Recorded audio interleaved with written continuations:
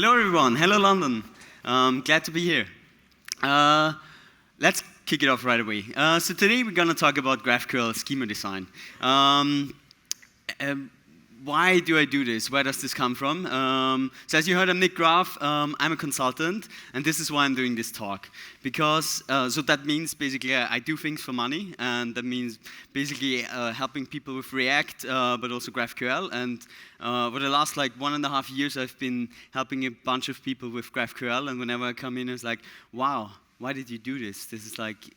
You built yourself into a corner. So I hope there are, even if you're experienced, I hope there are a handful of tips in there that actually help you to not build yourself into a corner where it's hard to get out. When I don't have a job, I do egghead tutorials. This is a lot of fun. Or when I actually find the time, and this is what I do by day. And by night, I work with Max Stoiber and Brian Loving on a SaaS product called ChangeFeed.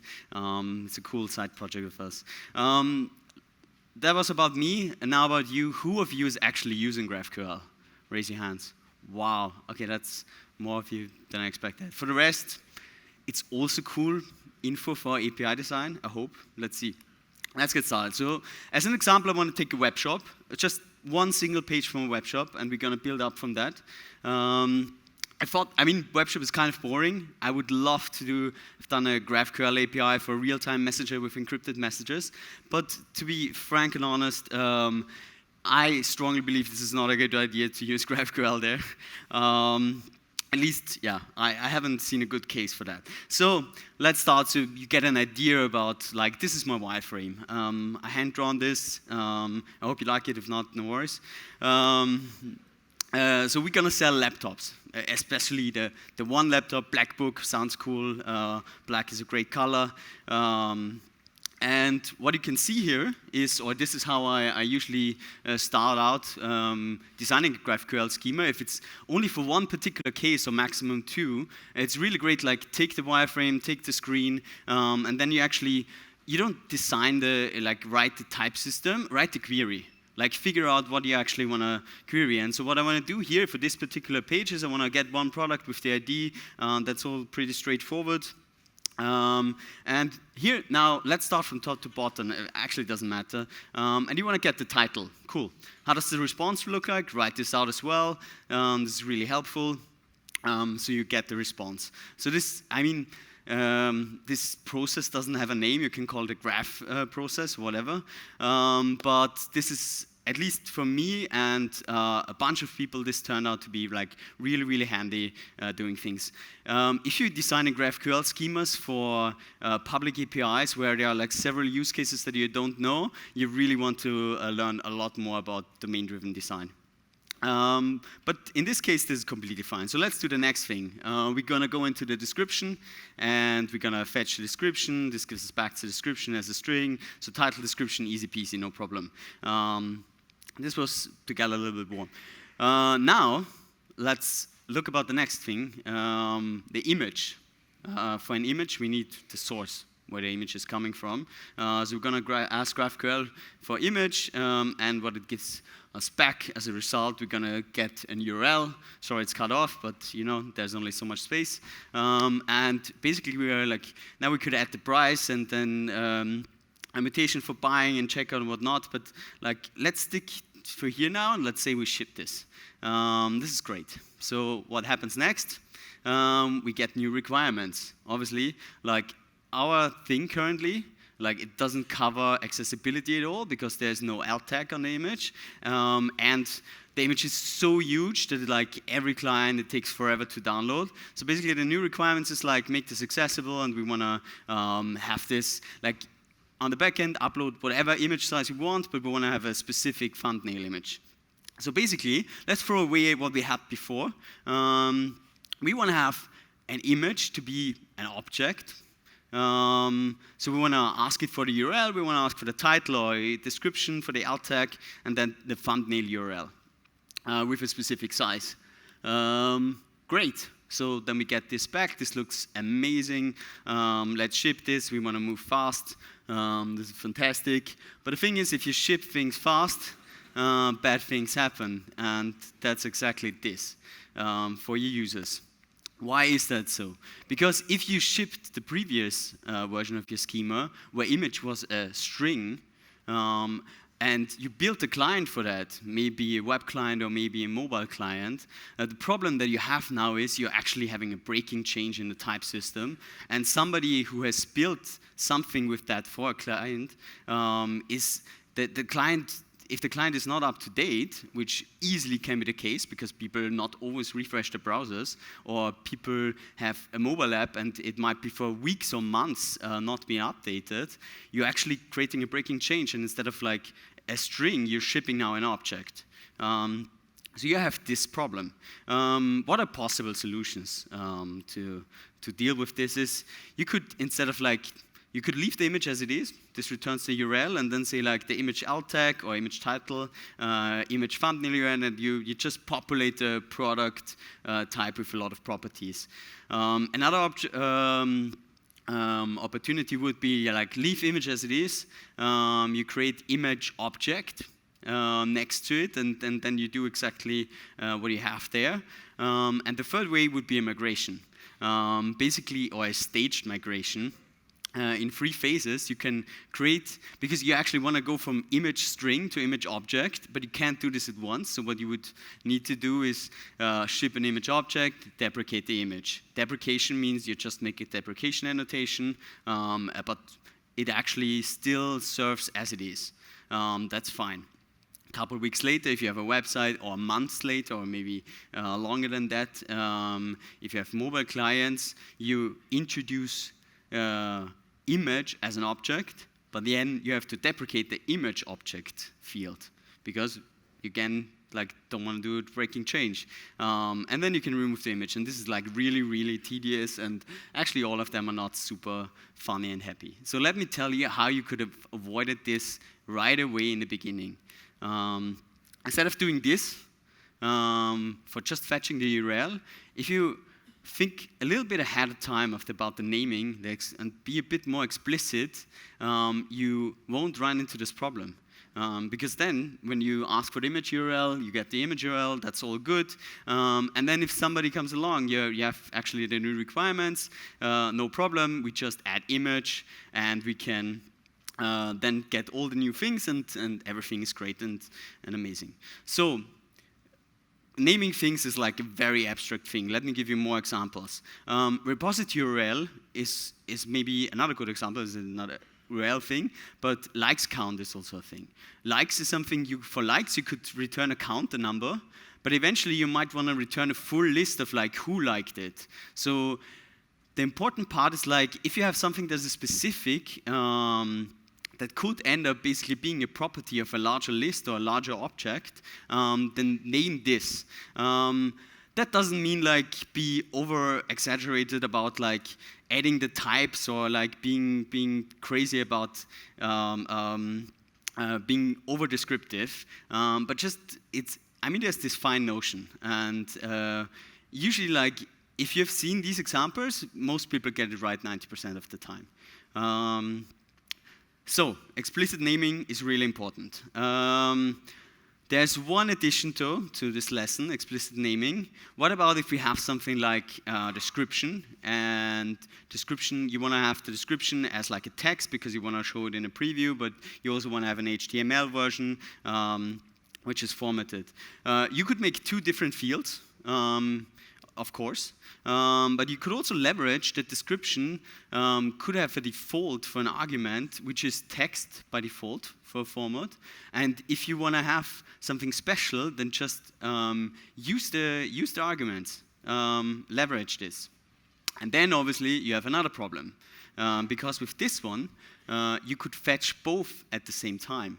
And this is, sometimes you need this, if you need to do a preview and then you need to show the HTML text. With this one, how do you do this? Because both would end up returning a JSON with description, or like, actually GraphQL will fail at this point and not return you anything. But you can be a little bit creative.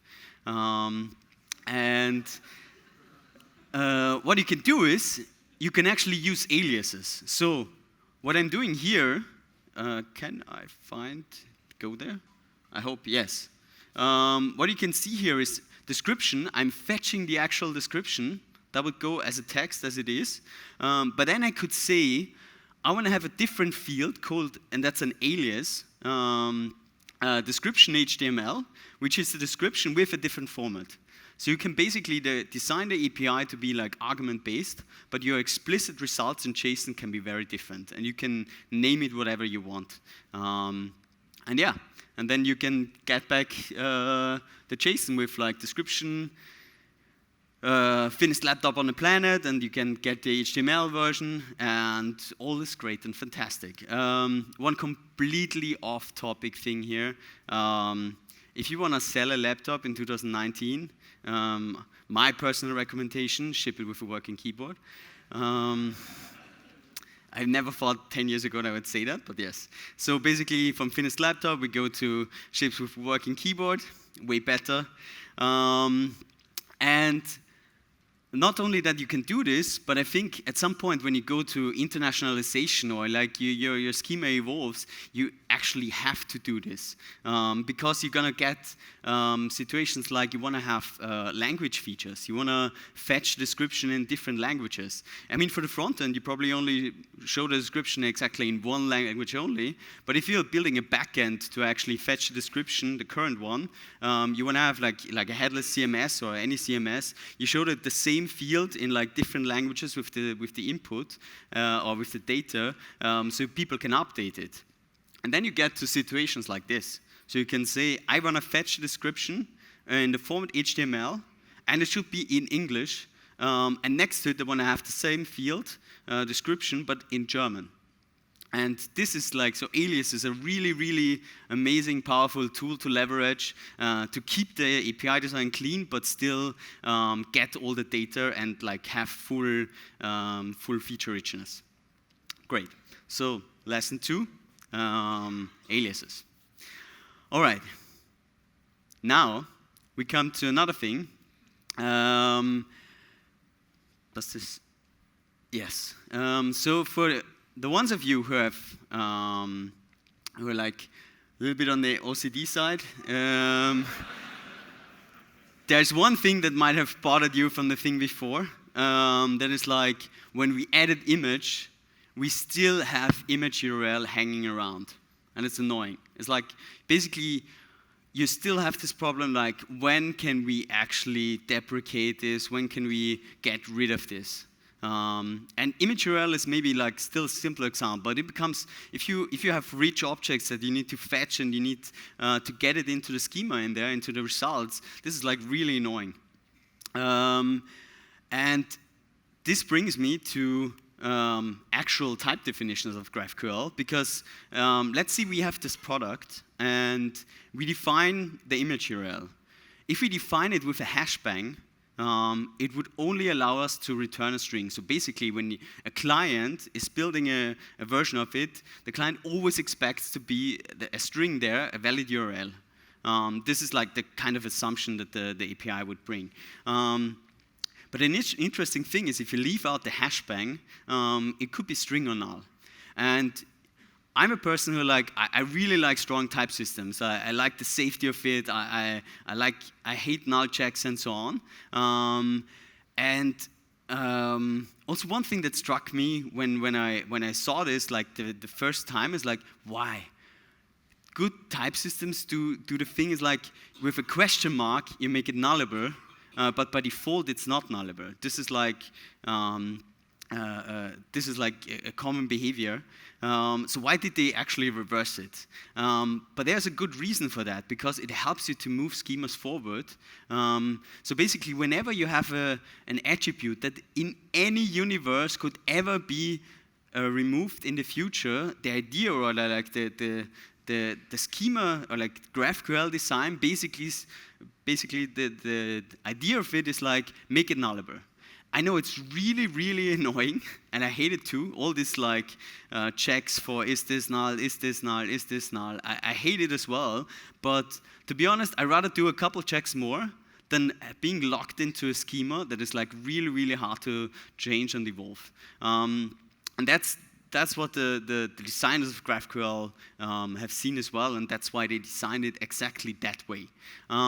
Still, I mean, if you're relying don't make IDs nullable. This will not do any good. So it's like, be sensible about it, but there are fields that you can make more fields nullable than you might think. Great. Cool. So nullable fields, it's not actually a flaw, it's part of design, and always think about like, does this field really have to be mandatory?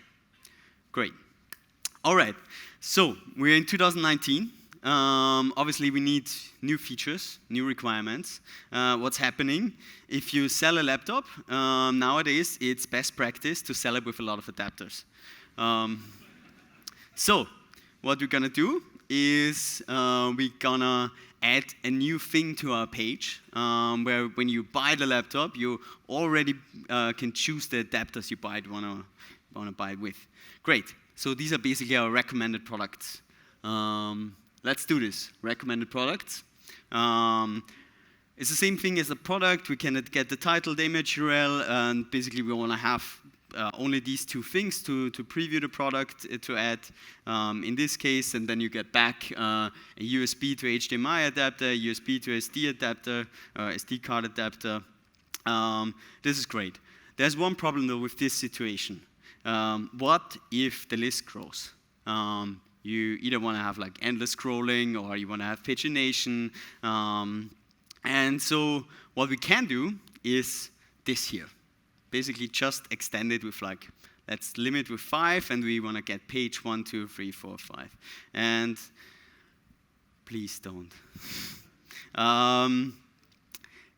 What I can tell you is like, the next things that will happen is you will get new requirements, and then you have questions with this pattern. There's like, is there a next page? Is there a previous page? Where do I attach relationship metadata?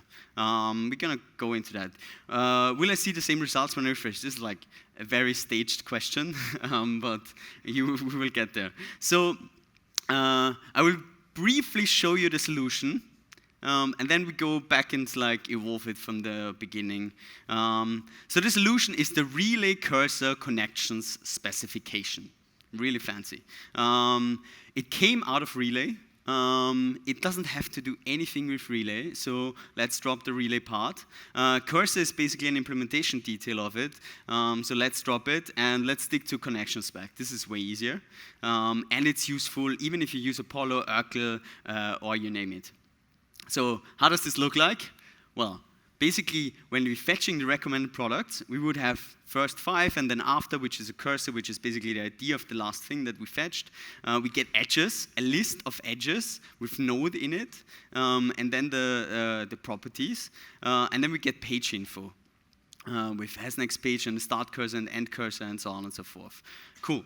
So this is best practice. But to be honest, have you seen the elephant? Let's talk about the elephant in the room.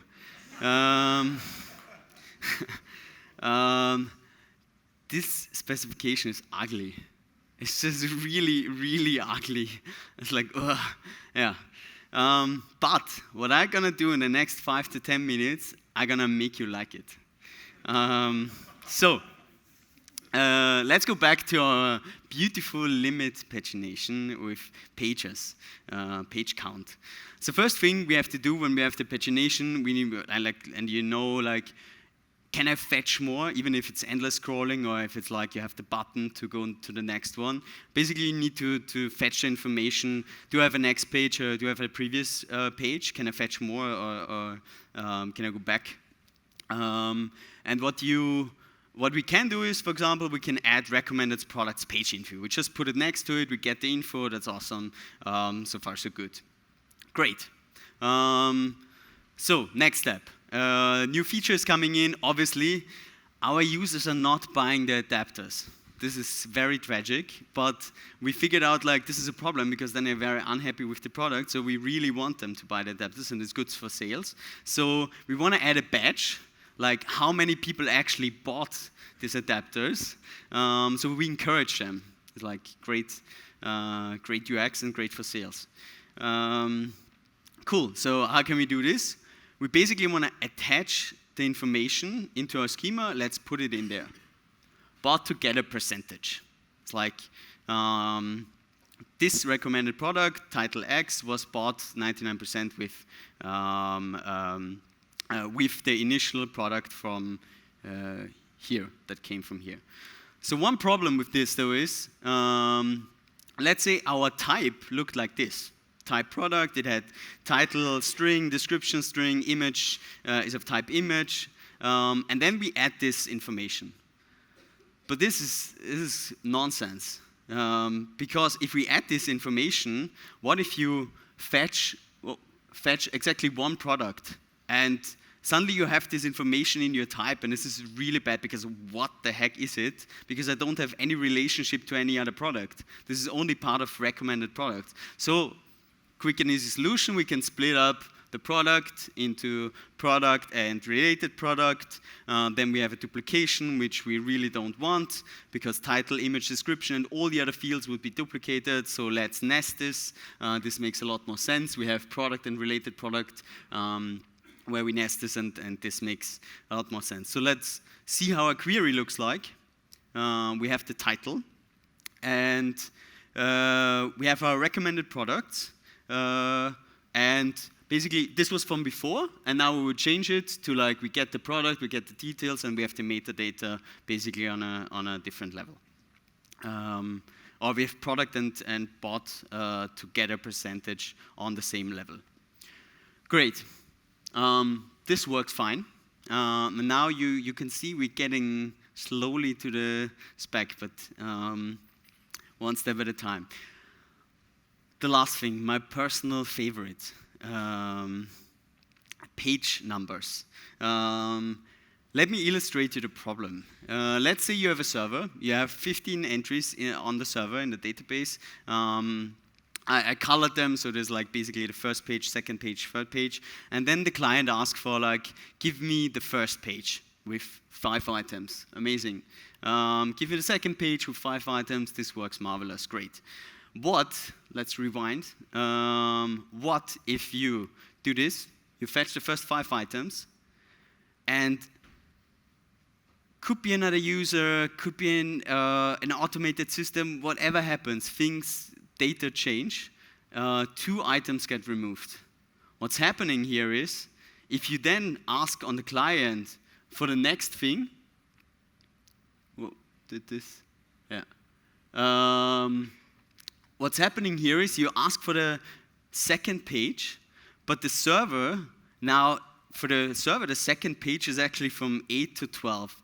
So the problem that we have is like, by just using page counts, you're actually missing entries. And, well, yeah, this is bad. I mean, if you're building like bank software, if you're building, I don't know, flight control, this is really, really bad. This should not happen. If you're building a to-do list, might also be very tragic, you know? Whole marriages got lost on a single to-do item. And if you were really calm until now, and now you sit here and panic a little bit inside, this is exactly what you're supposed to do. So, let's fix it with cursors. Not these cursors, the other cursor. Cursor is basically meaning instead of like giving the backend the page number, I just gonna ask it for like, hey, give me everything after a specific item ID. So to prove this, and I mean, I have the slide ownership, so I can do whatever I want, but this is fantastic. Let me prove that this actually works. We limit after, basically we don't send it in the beginning, so it's undefined. We remove these items, then we ask for more, and we basically say limit 5, but after the 5th. And this way, you basically, because the client knows about my last item that I got was the 5th, so I know exactly, I'm asking for the things after 5th. So by just switching from page counts to cursors, you're never gonna lose again an item. And this is like, I don't know how you feel about it, but to me this is rather important for building sane systems. So basically, what we then have to do is we have to go from, we now have to provide the start cursor and the end cursor. This is just convenience function, so you can reuse this all the time. You could actually get the ID out of the product as well, but this is great. Let me add here that cursors are not perfect. If things get added in the backend in the meantime, and I don't want to run you through the whole process again, you would still, you would not miss items, but you basically without real-time updates, you would not notice that a thing was added, or let's say somebody moves items, you still could get duplicated entries and things. But duplicated entries on the client you can filter out, but items that you never get, this is a problem. At least for me. Maybe illustrate this one more time. For the past couple of weeks, I've been seeing your sister at Trader Joe's, buying lots of single serving salad. We should have her over for dinner. What, when? Like this one little message makes a big difference.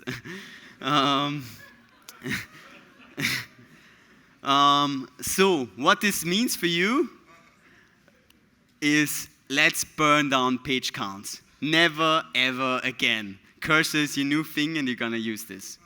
Cool. Yeah.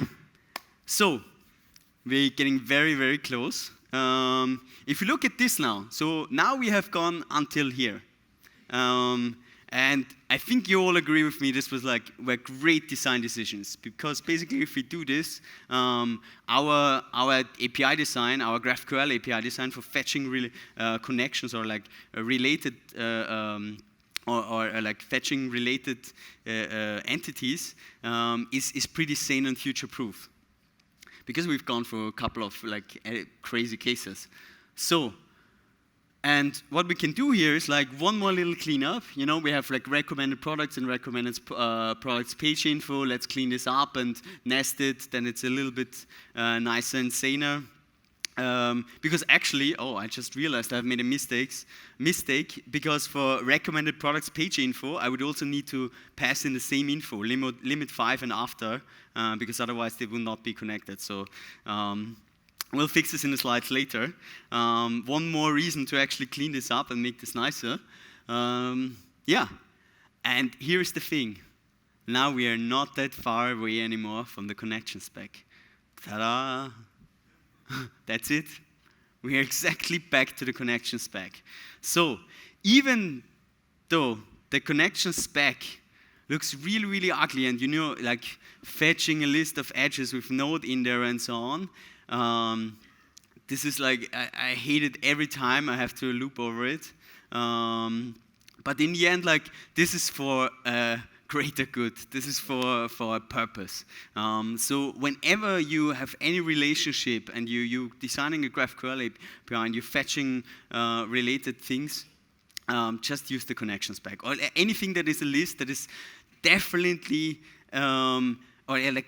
in any universe can ever grow beyond a list of 5. It's a random number, make it 10, whatever. Just use the connection spec. Great. Yeah, one more thing though about this one. If you already knew about the connection spec, you might have hard feelings about this one. Well, because the connection spec really says you should have edges, you can have cursor in there, and you can have a node in there. But it doesn't say anything about brought together percentage. And this was my initial thinking as well. I have to match this exactly. But this is a really important tip. You don't have to. You match the connection spec, and then you can extend it however you want. And it's amazing, because this exactly gives you the opportunity to put in metadata. And I didn't come up with this by myself. I had this problem. So I met Lee Byron at React Europe, and I asked him, how do I solve this? This is terrible. GraphQL is terrible for metadata. And it's just put it into the edges. Oh, yeah. And this is fantastic. And the same goes for page info. If you want to go from this, just give me the next one, or endless scrolling stuff, and you want to go to basically hey, I want to see if there are 2 pages. Just extend it. No trouble. All good. And I mean, there's probably a better design where you could ask like, has X pages, and you limit it, and then it gives you the number back how many pages there are, instead of like asking for 10 fields if you have like, if you want to show 10 more items in the what's it called, in the pagination. But yeah, you can do this. This works fine. So to sum up, we learned about like, think a little bit about naming, be explicit. Not too much, but just a little. Use and leverage aliases, they are amazing. Nullable fields, they are not that bad in GraphQL. Cursors, okay. If you take one thing away, take away the cursor thing. And then connections. And one last lesson.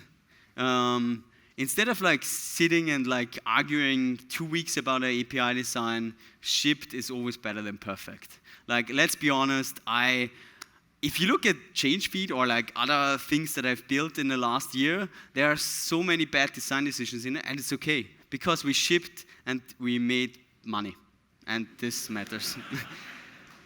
Yeah. So before I wrap up, this slide deck has a lot more slides. I'm roughly at 21.652. And I couldn't all fit this in, and I'm thinking I'm already over time. So I really get rid of the stage, or the stage got rid of me.